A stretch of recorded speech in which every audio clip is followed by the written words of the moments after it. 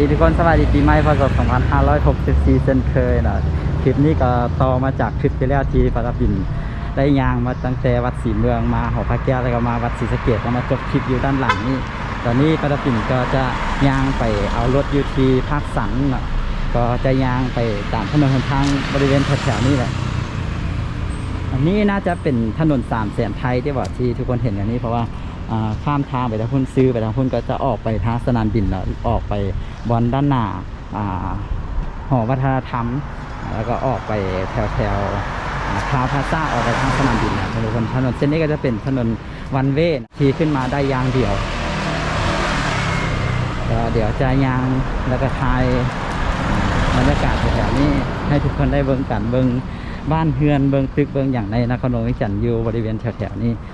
เพื่อจะยางกลับไปเอารถแต่ว่าจะไปกินข้าวอยู่ที่ภาคสันไปกินข้าวสวยตอนนี้เป็นเวลา1 โมงยัง10 นาทีเดี๋ยวจะถ่ายให้ทุกคนได้เบิ่งกันอยู่บริเวณแถวนี้อยู่ด้านในนี้จะเป็นศูนย์ฝึกอบรมศูนย์กลางแนวราวสร้างชาติก็ตึกนี้ก็จะเป็นแนวราวสร้างชาติเป็นบอลเทียบของเพื่อนเป็นสำนักงานก็เงียบๆได้น้อยหนึ่งช่วงปีใหม่ อากาศร้อนในคนก็ค่อยออกมาแล้วก็คนก็กลับบ้านกับภูมิลำเนากันไปแน่แล้วก็คนในนครหลวงวิจันทร์ก็ออกไปเที่ยวต่างแข่งสถานที่ต่างๆกันก็หลายพอสมควรเป็นช่วงการระบาดของโควิด -19 แดอย่างก็เงียบๆเลยห้างต่างๆก็จะปิดในช่วงปีใหม่นี่นะก็จะได้เห็นในนครหลวงวิจันทร์ในอีกมุมหนึ่งเฮ้ยราชยางไปแถวถนน300,000ไทยแล้วไปขึ้นอยู่บนลุมท่านเปลี่ยนใจนะยางมาทางนี้ยางไปบนไฟแดงตลาดเศร้านี่แล้วก็สิยางซื้อไป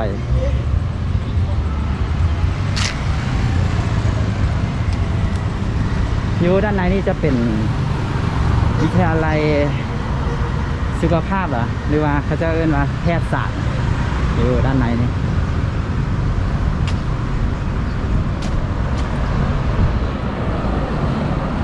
ตัวนี้จะเป็นตัวที่ว่าตึกแนวราวสร้างชาติที่ปราบินไทยด้านหลังเมื่อกี้นี้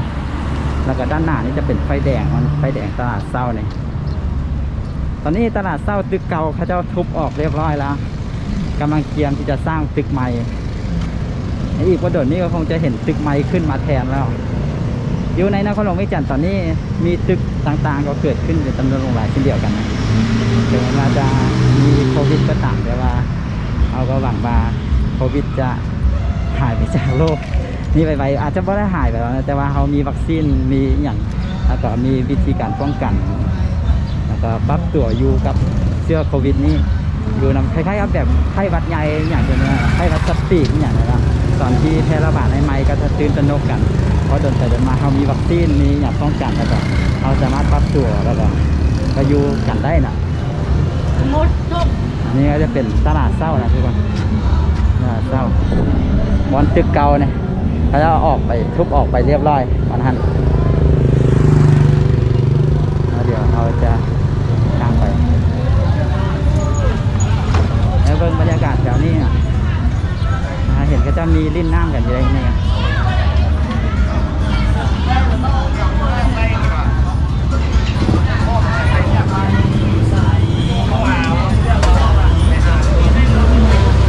เข้าสงการเด้อ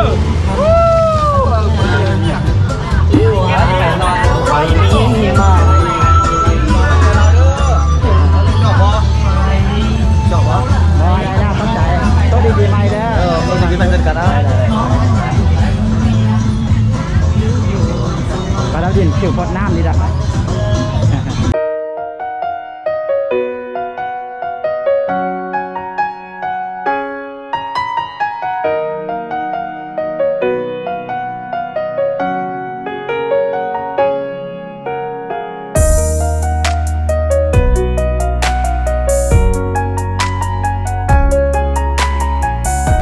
นี่ก็จะเป็นบริเวณแถวตลาดเศร้านะจะมี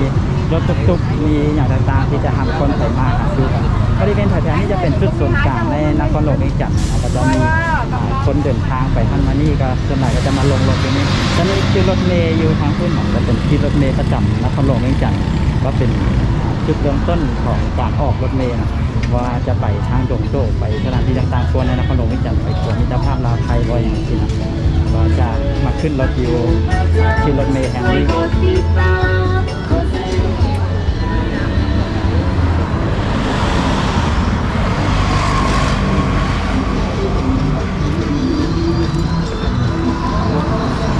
ส่วนโครงการนี้ก็ใกล้สิแล้วทุกคนโครงการเวียงจันทร์ไลน์เซ็นเตอร์นะท่าเรือทานาแรงสารคามเราขึ้นรถอยู่นี่นะเมื่อไรจะไปท่านนี่มีวันฝากรถจักรทางพระดินว่าจะไปนั่งกินข้าวยูโจมาเปียกเราไปนั่งมาได้กินพูดกับไฟบ่ได้แค่ทุ่มให้มันนู่นเดินกับไฟไหนบ่ได้อาบได้แสนนึงเนี่ยสองคนนี้ผมไว้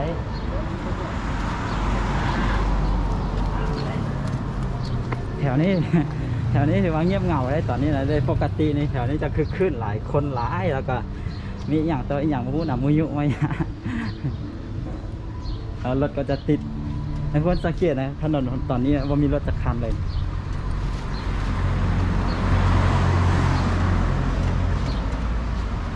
ส่วนไหนช่วงปีใหม่เขาจะมาที่ไปดินน้ำกันอยู่แถวสีหอมแถวถนนสามเส้นไทยไปทางแถวแคมป์ขอนเขาที่หู้มาเลยไปแถวนั้น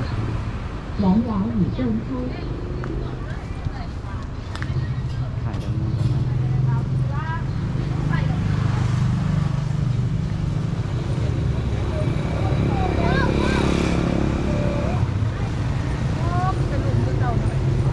ลูกแรกเนี่ยนะเรา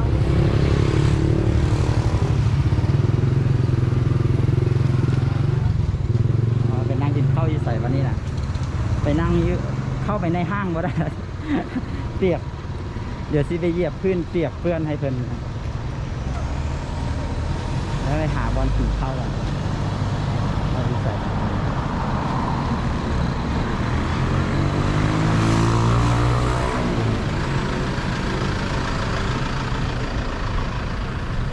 เงียบเนาะห้างก็มันเขาจะปิดห้างจังวะคือว่าเงียบใช่ไหมเงียบวะคนคอนโดนี่เขาเจ้าก็สร้างซีเรียลเราได้เนี่ยคอนโด2 หลังนี่เป็นบริเวณด้านหน้าเวียงจันทร์เซ็นเตอร์แล้วก็ภาคต่างไปห้างเขาได้ดินจอดรถไปที่ภาคต่าง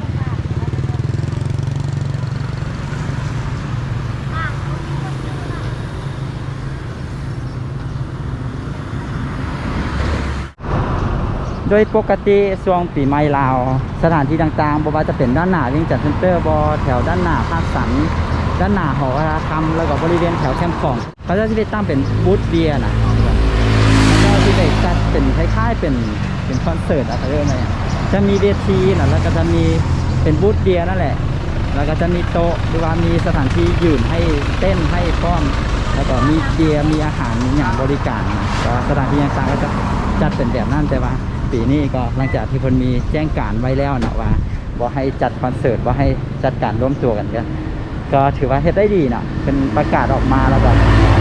บ่มีผู้ใดฟ้าฝืนเฮ็ดแล้วคงเฮ็ดบ่ได้เนาะฟ้าฝืนเฮ็ดนะมีเสียงฟ้าฝืนเฮ็ดเพิ่นก็สิมาปรับมานั่นน่ะก็บ่มีนะแล้วอย่างก็ปีนี้ก็คือว่าอดไปอีกปีนึงน่ะหลังจากที่ว่าปีที่แล้วพวกเราก็บ่ได้ลิ้นกันปีนี้ก็เช่นเคยนะแต่ว่าปีนี้ก็ยังดีกว่าปีกายหลายเติบปีกายนี้ช่วงนี้เดียวเป็นช่วงที่กักตัวเลยปรบินนี้พอได้ออกจากเฮือนทั้งเดือนเลยได้